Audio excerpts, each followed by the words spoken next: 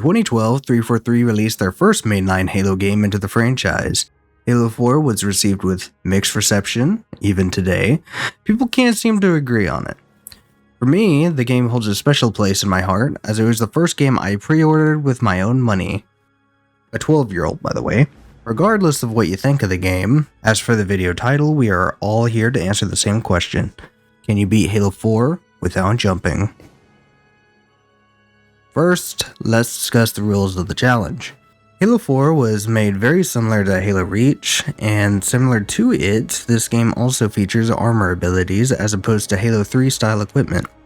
When we did Halo Reach's challenge, we could not complete it without the jetpack, but we will once again face the challenge and see what we can do without the jetpack. So here's the rules. No skulls, no jetpack, and legendary difficulty.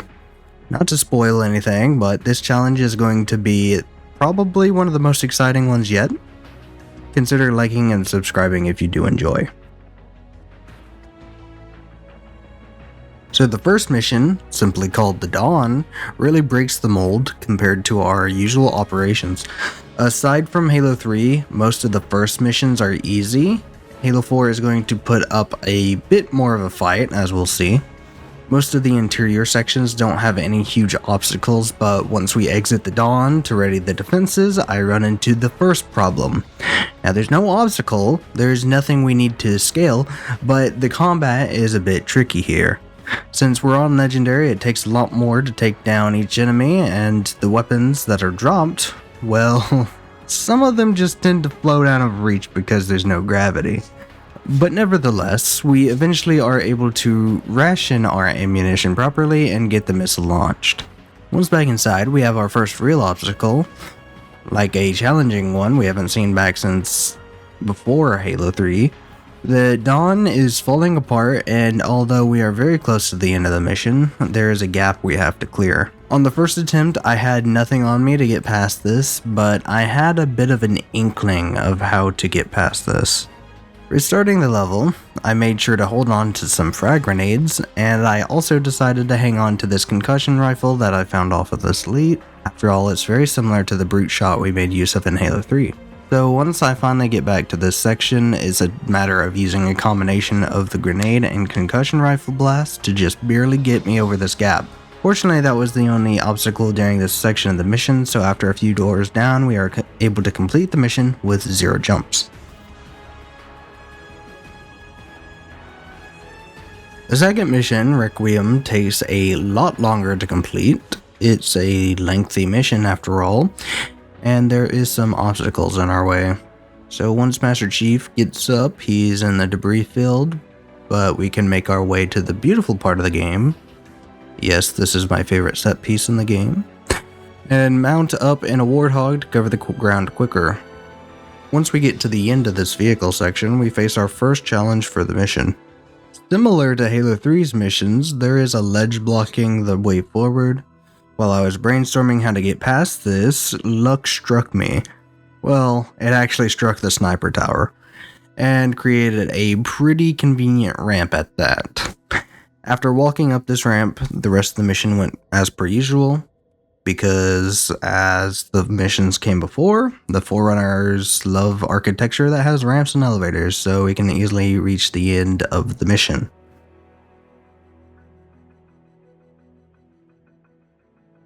Next up is the mission Forerunner. Fighting the Prometheans on legendary difficulty is quite frustrating at times, but after playing so much, I did get used to it again. The mission was going fine until I encountered a platforming obstacle.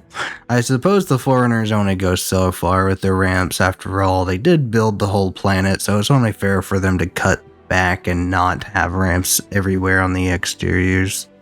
But the problem still stands. This ledge can't be climbed, and there's no magical luck to help me out this time. I tried all sorts of techniques that worked in past titles, notably running against the ledge, trying to catch any sort of slope surface that the ramp might offer. I think I got a little bit of elevation with this, but it is hard to tell. Regardless, I couldn't get it to work. Unfortunately, I had been a bit liberal with my use of weapons and grenades, but I just knew that if I had a frag grenade, I could get over this ledge. If it could help me clear the fire pit, then well, it could probably help me clear this rock, surely. So I restarted the mission, and this time I held on to my grenades, like the precious cargo that they are. After I made it back to this part, I threw it at my feet, and crouched at the peak of the blast, and surely enough, it worked. Even though we cleared that part of the mission, it isn't over yet. The fighting is definitely draining, but we reached the orb, get tricked into thinking there is a required jump, realize it's just an awkwardly implemented elevator, and reach the end of the mission. You would think that the mission Infinity would be tough, given that mostly takes place in the jungle, which was once again one of the most troublesome settings in Halo 3, but as it turns out, there aren't any obstacles impeding our traversal. Don't get me wrong, the binary rifles suck, but the level design didn't cause any issues. After securing the LZ, the rest of the mission takes place in vehicles. First a Scorpion tank, and then after dismounting for a few seconds, a Mantis. So after repelling the attackers from the Infinity, we can safely say that we can complete this mission without jumping. Reclaimer was shockingly exciting. This is the first mission that reintroduces the jetpack, but luckily this time it is purely optional and not a forced gimmick. Or at least that's what they want you to think, but I'll explain that in a second. Most of this mission involves riding on the Mammoth, which is quite nice. Being in an indestructible vehicle makes the fighting a lot easier on Legendary. After so much of this though, we are attacked by a Lich, which we have to board. Luckily, instead of using a jetpack, there is a gravity lift in which we can board. Once inside, we destroy the Lich, and we have to make a quick exit. But here's the thing, ever since Halo Reach, there was fall damage added. This means if we were to jump out too far up, we would shatter our legs on the ground. The intended solution is to use the jetpack to soften your fall so that you don't take fall damage when jumping out of the Lich, but we're avoiding doing that.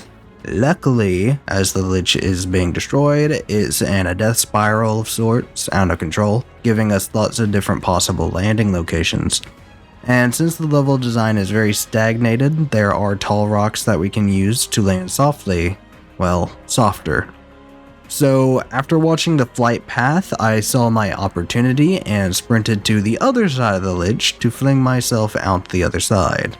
I was able to successfully land without dying. It still hurt quite a bit, but after this section, we make our way through the sniper alley, enter the Forerunner building, and chat with the librarian. Once this part's complete, the rest of the level takes place in a Scorpion and is a cakewalk. No jumping necessary.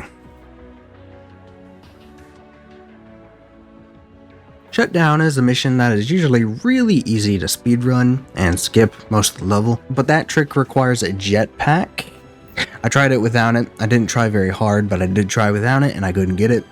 So I just decided we're going to see if you can do the mission regularly without the skips and without jumping.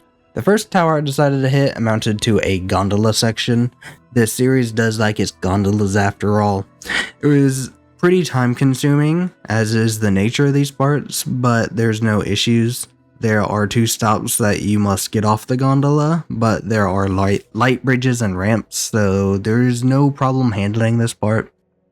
The second tower has me go around and destroy some orbs. Once again, no issue here aside from not being able to jump to avoid the incineration cannon. With that, we head to the third tower, which would be where we started if we could have done the skip, but that's besides the point.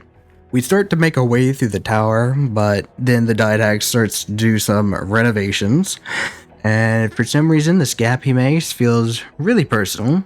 Can't put my finger on why, but it feels personal. Luckily, I stocked up on all my munitions when leaving the Pelican, so I had some grenades this time.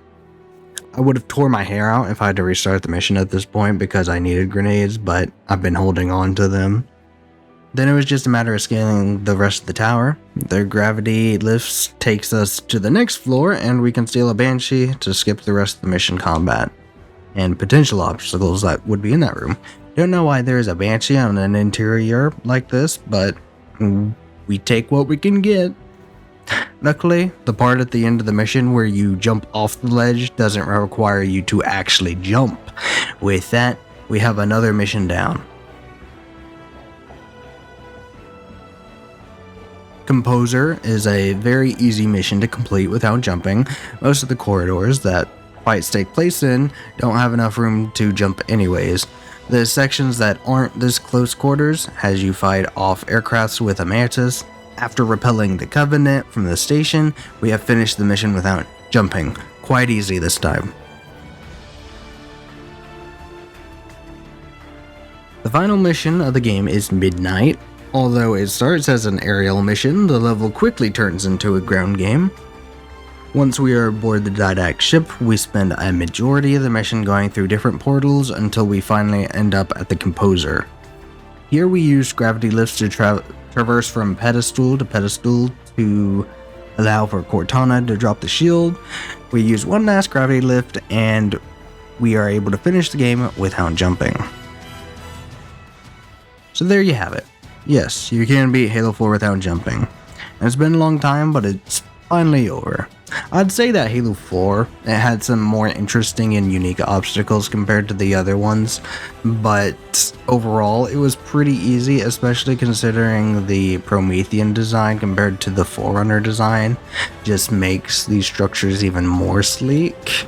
It's kind of been like an evolution ever since the first game, from going to like old dilapidated Forerunner structures to like squeaky clean ones, and I think it just made it overall easier. Thank you to everyone who tuned in for this series. I'll be doing a supercut of the whole MCC collection that I will have some changes to mix it up for a second time viewers. I will not be doing Halo 5 for now because I can't get my Elgato to hook up to my Xbox One. And I don't want to do Halo Infinite yet, at least, because I don't actually own the campaign since it's a DLC for the free multiplayer, whatever you want to call it. Because I played that with a free Game Pass trial, so I don't own it, and we own a copy on disc, but I don't want to get the Xbox, so I'd rather play it on PC anyways. Anyways, I hope you enjoyed, and I hope to see you guys in the next video. Bye-bye.